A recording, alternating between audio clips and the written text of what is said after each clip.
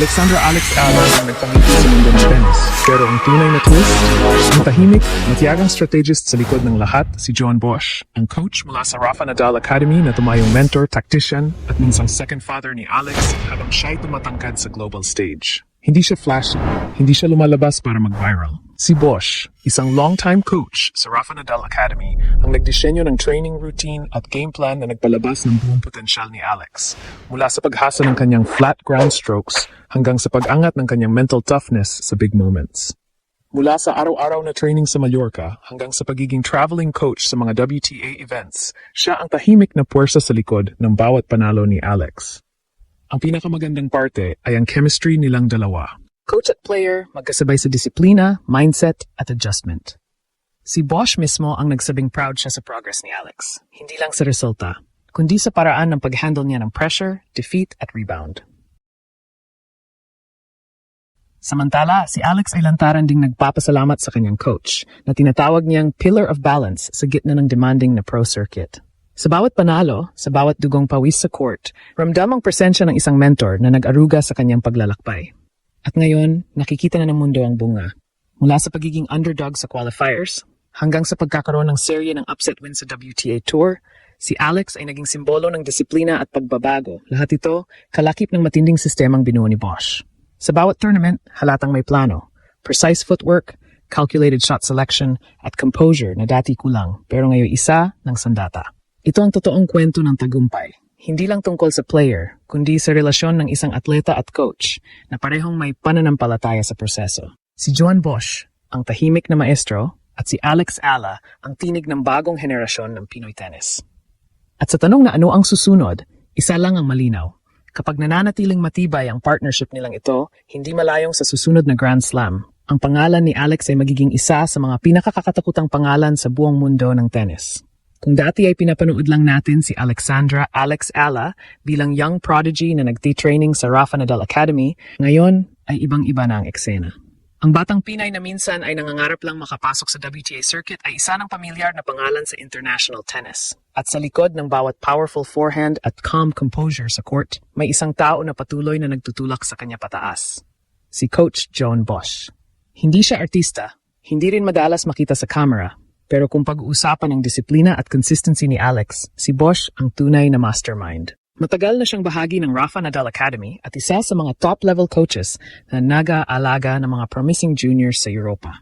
Dito nagsimula ang koneksyon nila ni Alex, isang batang may apoy sa loob pero kailangan ng sistema, direksyon at control. Si Bosch ang naglatag ng blueprint. Habang lumalalim ang partnership nila,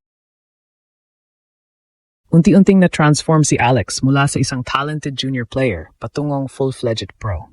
Sa bawat training day, si Bosch ang nagtitiyak na hindi lang physical ang aspeto ng laro ni Alex ang hinahasa, kundi pati ang mental toughness. Sa tennis, sabi nga nila, kalahati ng laban ay nasa isip. At doon pumapasok ang expertise ni Bosch. Tahimik pero matalim, laging handang ayusin ang laro ni Alex hindi lang sa stroke mechanics, kundi pati sa decision-making at court intelligence.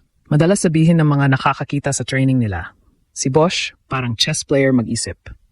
At totoo yon. Sa bawat laban, laging may plano kung paano i-break ang ritmo ng kalaban, kung kailan dapat umatake, at kung kailan kailangan magpahinga. Halos parang naglalaro sila ng mind game sa bawat point. At dito lumabas ang tunay na maturity ni Alex. Hindi na siya basta aggressive shotmaker. Ngayon, marunong na siyang pumili ng teaming, marunong magbasa ng galaw ng kalaban. Ang dynamic nilang dalawa ay hindi lang coach-player relationship, para silang mag-ama sa disiplina.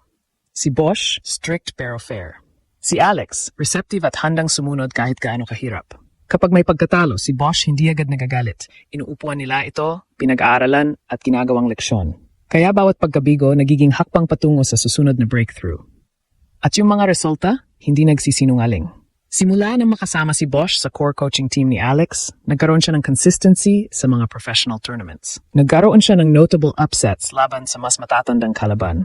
At ang composure niya sa pressure-filled matches ay ibang klase. Hindi na siya basta bata na umaasa sa instinct. Isa na siyang player na alam ang sistema niya. Alam kung saan siya malakas at alam kung paano babangon kapag nadadapa. Sa huli, si Joan Bosch ay hindi lang coach. Siya ang tahimik na architektong nag-ayos ng pundasyon ng karera ni Alex Ala. At ngayon napapalapit na siya sa top tier ng women's tennis. mas lalong nakikita ng buong mundo kung gaano kahalaga ang isang mentor na marunong magturo, magtiwala, at magtulak sa tamang direksyon. Habang patuloy na umaakyat si Alexandra Ayala sa ranggo ng WTA, mas malinaw na nakikita ng mga taga-subaybay kung gaano kalalim ang impluensya ni Coach John Bosch sa kanyang laro. Hindi lang ito tungkol sa mga panalo, kundi kung paano niya binago ang estilo at mentalidad ni Alex para makipagsabayan sa pinakamahusay sa mundo. Sa ilalim ni Bosch, unti-unting naging mas strategic si Alex. Hindi na umaasa sa raw power, kundi marunong nang gumamit ng rhythm, teaming, at composure. Sa mga unang taon ni Alex bilang junior, ang laro niya ay punong-puno ng enerhiya at emosyon. Madalas mabilis, minsan padalos-dalos. Pero sa ilalim ng gabay ni Bosch, natutunang gamitin ang emosyon bilang sandata, hindi sa gabal. Yan ang unang transformation, emotional control. Si Bosch, nakilala sa Rafa Nadal Academy bilang coach na disiplinado at analytical, ang nagturo kay Alex na bawat galaw, dapat may dahilan. Hindi na basta palo lang, bawat swing ay may taktika, bawat serve ay may target. Isa sa mga paboritong sinasabi ni Bosch sa kanya ay, don't chase points, build points. Ito ang naging guiding principle ng kanilang training. Kaya sa mga laban kung saan dati ay napapadalas ang unforced errors ni Alex, ngayon ay mas kalmado na siya. Alam niya kung kailan titira ng malakas at kailan maghihintay ng tamang pagkakataon.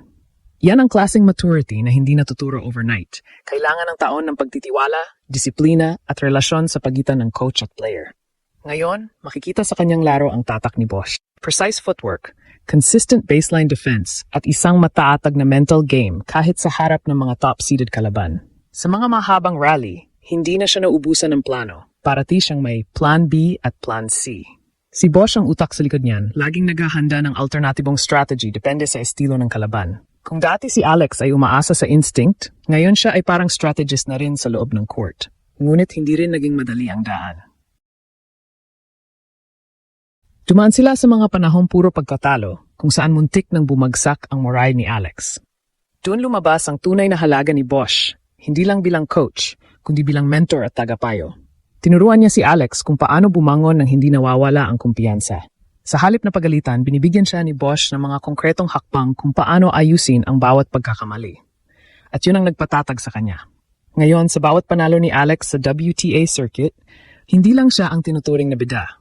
Kasama sa spotlight si John Bosch, kahit tahimik lang sa gilid ng court. Siya ang kumokontrol sa tempo, nagre-remain ng disiplina, at nagtuturo kung paano manatiling humble kahit sa tagumpay.